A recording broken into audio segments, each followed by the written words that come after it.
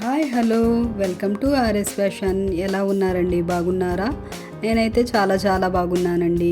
ఈరోజు బ్యూటిఫుల్ కలెక్షన్తో మీ ముందుకు వచ్చేసానండి. మగ్గం work blouse designs, simple and beautiful designs అండి. చాలా అంటే చాలా సూపర్గా ఉన్నాయండి ఈ డిజైన్స్. ట్రెండీ డిజైన్స్ అండి.